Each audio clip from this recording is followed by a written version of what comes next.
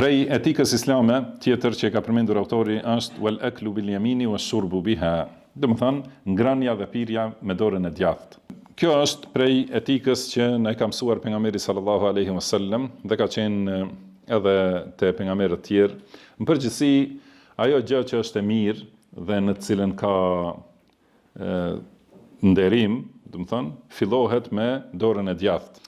Dhe ka thënë do thotë e kanë përshkruar pejgamberin sallallahu alaihi wasallam se gjithmonë e ka pëlqyer anën e djathtë në pastrim, në krehje, në veshje, në mbathjen e kputzëve, do të thonë dhe në të gjitha çështjet që janë për të mirë, thotë i ka dhënë përparësi anës djathtë.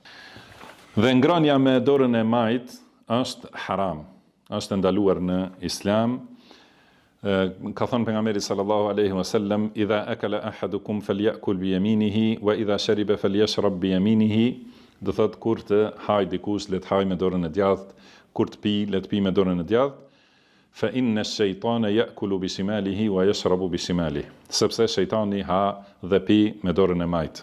Dhe pasi është vepër që e bën shejtani, ne e kemi të ndaluar të përngjajmë veprimeve të shejtanit. Do thotë në përgjithësi e kemi të ndaluar të përngjasojmë me veprat dhe sjelljet tona me ato krijesa që janë të ulta ose krijesat që janë mosbesimtar dhe të rebeluar kundër Allahut subhanahu wa taala. Do të thonë ndalohet përngjasimi me mosbesimtarët, ndalohet përngjasimi me kafshët, gjithashtu në sjellje, në veprime, dhe padyshim se ndalohet përngjasimi me shejtanin e mallkuar.